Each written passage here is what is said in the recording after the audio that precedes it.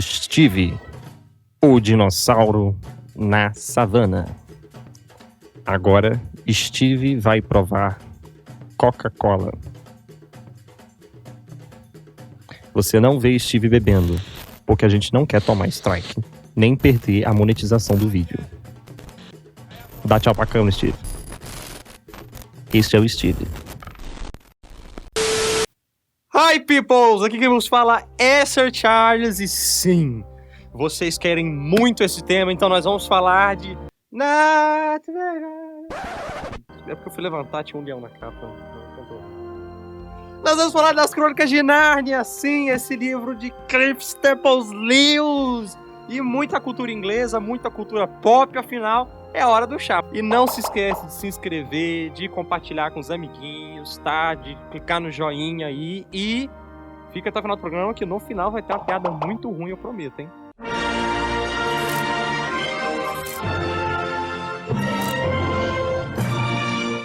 Então, As Crônicas de Nárnia foi escrito por Cliff Staples Lewis, que é um catedrático de Oxford. Na verdade, ele não é britânico, ele é irlandês, mas ele lecionava literatura medieval.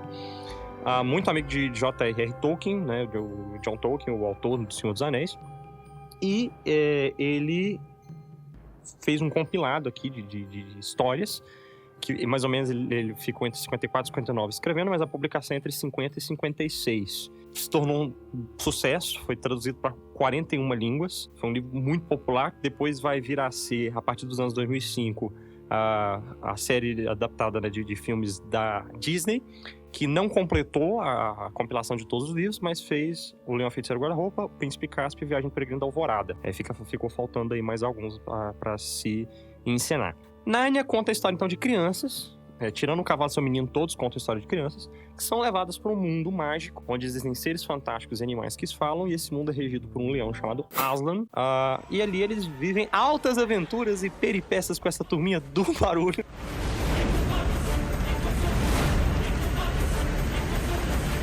Que até Aslan duvida.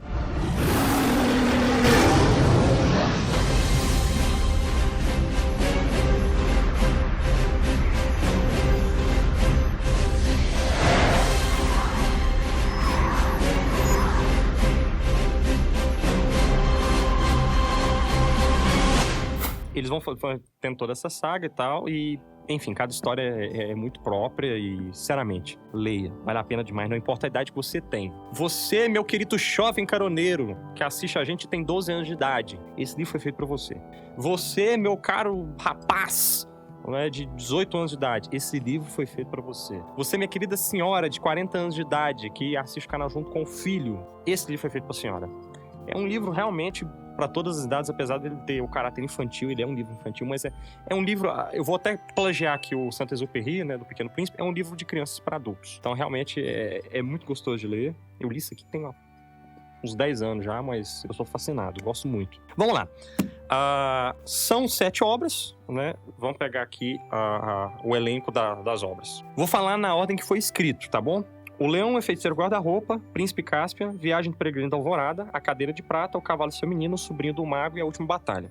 Essa seria a saga em que ele publicou. Dentro da cronológica, o pessoal prefere que você leia na ordem cronológica, aí você tem que colocar O Sobrinho do Mago em primeiro, antes do Leão da Feiticeira do Guarda-Roupa, e O Cavalo e Seu Menino entre O Leão, a Feiticeira do Guarda-Roupa e O Príncipe Cáspio. Mas fora isso, a sequência segue aí com as crianças normalmente.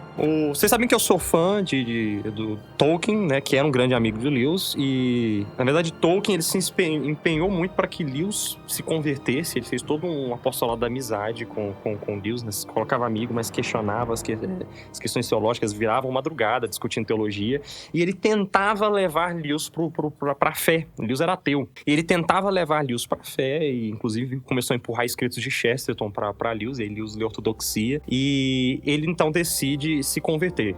Ele acaba não se convertendo por uma questão de mulher, né? Ele acaba não se convertendo para a igreja católica, mas para a igreja anglicana, que vai gerar até um certo cisma entre ele e o Tolkien. Mas o fato é que Lewis, ele se torna ele é uma mente brilhante, ele é um catedrático de Oxford, e ele é um dos grandes convertidos do século XX, uma pessoa que abandona o ateísmo. E ele começa a defender a fé. E é interessante que ele também, mesmo sendo anglicano, ele defende a fé católica. Você vê, por exemplo, ele fazer um grande elogio à Idade Média no seu clássico A Imagem Descartada.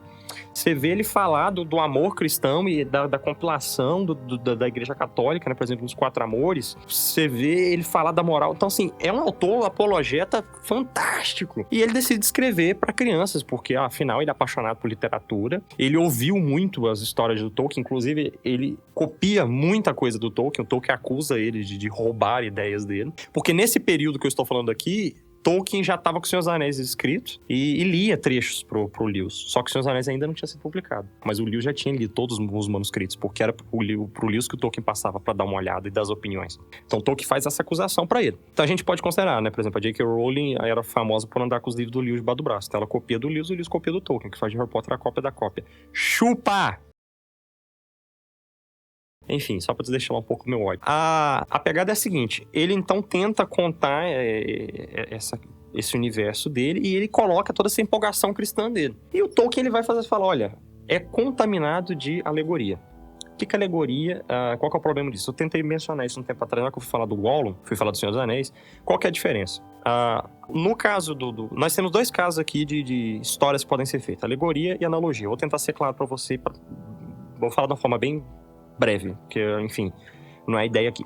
Alegoria é uma história em que ela em si não tem muito sentido. Você precisa entender o que ela está querendo dizer para ela fazer muito sentido. Vamos pegar um caso aqui. As parábolas de Jesus, se você não entender do que ele está falando do reino do céu, a história em si não faz nenhum sentido. Pega a história, vamos pegar aqui um caso. Uma mulher perde uma moeda, ela tem 10, ela perde uma, ela limpa toda a casa e quando ela acha a moeda ela faz uma festa. Provavelmente ela deve ter gastado as outras não moedas pra fazer essa porcaria dessa festa para comemorar que ela achou a moeda.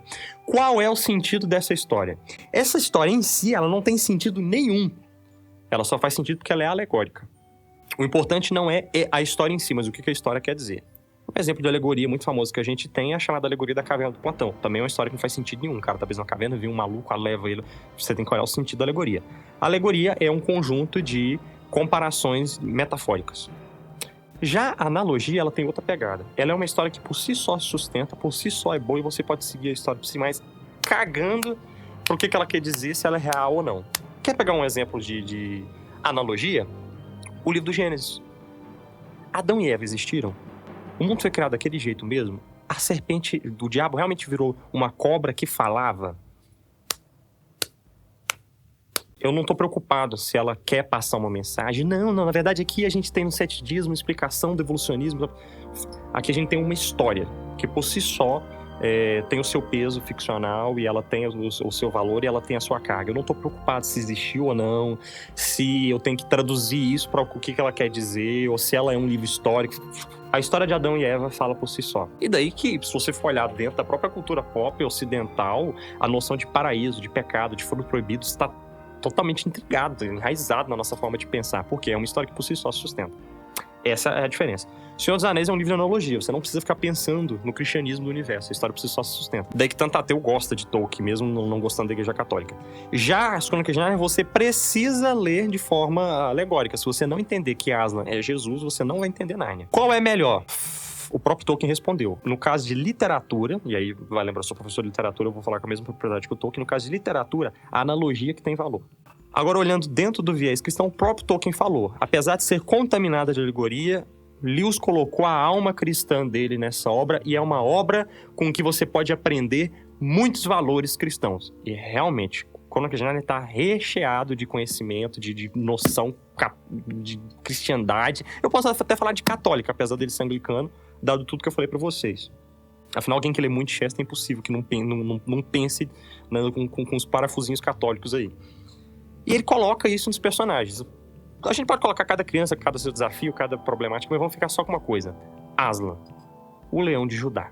Gente, Aslan é Jesus, e você não lê com essa ótica, você não entende Nárnia.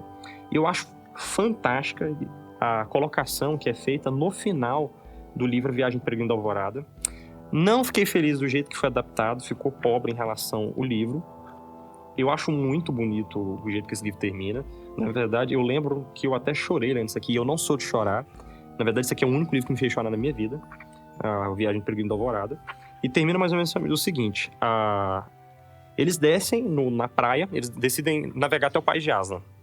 E eles descem na praia e eles veem um cordeiro, e o cordeiro começa a conversar com eles. Venham almoçar, disse o cordeiro.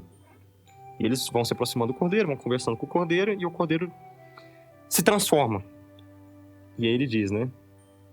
Em todos os mundos há um caminho para o meu país, falou o cordeiro. E enquanto ele falava, sua brancura de neve transformou-se em ouro quente, modificando-se também sua forma. E ali estava o próprio Aslan, erguendo-se acima deles e irradiando luz de sua juba.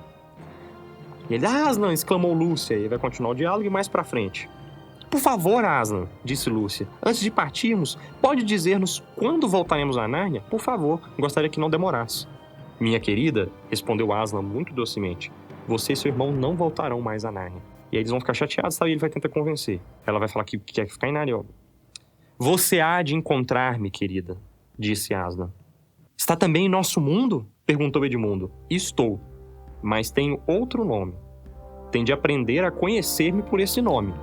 Foi por isso que os levei a Nárnia, para que, conhecendo-me um pouco, venham a conhecer-me melhor. Gente, agora pega a questão do Aslan. Eu já falei do leão da tribo de Judá. Ele é o criador de Nárnia. Ele é a sabedoria. Ele se entrega em sacrifício, ressuscita pela madrugada. E ele é filho do imperador de Além-Mar. Vai lembrar que o céu, antigamente, durante a Idade Média, a gente não tinha essa ideia de que o paraíso era para cima. O medieval ele tinha a ideia de que o paraíso era Além-Mar. Por quê? Porque o máximo que eu consigo ir é até Portugal. É o último porto do Império Romano. É o Porto da Gália. Portugália. Depois disso, não tem mais nada. Portugal é o fim do mundo. Então, pegar um barco e ir para lá, né? E aí o pessoal da Terra Plana, que tem membros ao redor de todo o globo, vai concordar. Ir para lá não tem nada. Porque quem vai para lá não volta. Então, o que deve ter lá? Lá que é o inalcançável. O céu. O paraíso. Depois que a gente consegue desbravar, e aí a gente altera. Onde é que é o inalcançável pra gente? Pra cima, porque o homem sonha em voar. E aí o céu passa a ser em cima. Só que agora a gente voa, a gente vai pro espaço. O céu agora, ele tá começando a ser agora mais uma questão dimensional, porque o nosso próximo plano é viajar dimensões, né? E a gente jogou o céu pro outro inalcançável.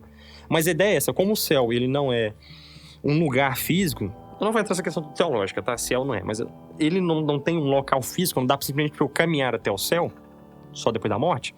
Eu tendo a colocar ele onde é inalcançável. E Aslan é do Além-Mar, filho do imperador de Além-Mar, que vem ficar em Nárnia, no meio dos narnianos, para salvá-los. E ele, apesar de ser o rei legítimo de Nárnia, ele nomeia os filhos de Adão e as filhas de Eva, os homens e as mulheres, para governar sobre Nárnia. Gente, quem é que veio do inacessível? Porque ele é filho do rei do inacessível. E ele é o legítimo rei, mas ele coroa os filhos de Adão e os filhos de Eva para reinar como reis, profetas e sacerdotes. Sinceramente, se você não viu ainda essa beleza que tá no Aslan, cara, é realmente a figura triunfal de Cristo, o Alfa e o Ômega, né? E isso é belíssimo e o Lewis, ele mandou muito bem. Então, amigo, se você não leu As Crônicas de Nárnia, leia. Eu te digo mais, você, papai e mamãe, você, irmão mais velho, se tiver a oportunidade de ler essa história, criar o hábito de ler para sua criança e ler essa história para ele, depois ler o Hobbit, que eu acho que para mim é 2 livros que você tinha que ler pro seu filho. Você vai transformar a vida dessa criança. Porque são livros carregados. As Crônicas de Nárnia, propositadamente. O Hobbit, como toda boa literatura, sem pensar, mas intensamente. E estão totalmente carregados. Isso é que é coisa boa, viu? Eu acho que a gente tem que alimentar dessas coisas boas nossas crianças, mais do que... Aqui a gente faz todo o esforço para tirar coisas boas da cultura pop e tal, porque realmente tem muita coisa boa. Mas essas obras, elas são muito mais especiais. E a gente tinha que abraçar mesmo. Então, leia Crônicas de Nárnia pro seu filho. Leia as Crônicas de Nárnia para você mesmo. E entre nesse mundo, tá? E eu espero que tenha deixado essa mensagem aí. Espero que você tenha gostado desse nosso cristianismo narniano. E agora, uma piada muito ruim. O homem chegou na igreja para batizar a criança dele. E na hora que foi batizar, o padre virou e falou: que nome você vai dar à criança? Ele falou: eu quero chamar o meu filho de Mingau Tigre 14. O padre virou e falou: eu já ia fazer o batizado. Tá maluco? Isso não se coloca esse nome. Por que não? E o padre tentando achar argumento: isso não é um nome cristão. Aí o homem muito simples, né, da camponês, falou: se não é um nome cristão, por que vocês têm um papa que chama Papa Leão XIII? A vontade de rir é grande, mas a de chorar é maior. Meu Deus, o que foi que eu fiz com minha vida, Jesus? Bora deixar ficar por aqui. Até o próximo programa e tchau!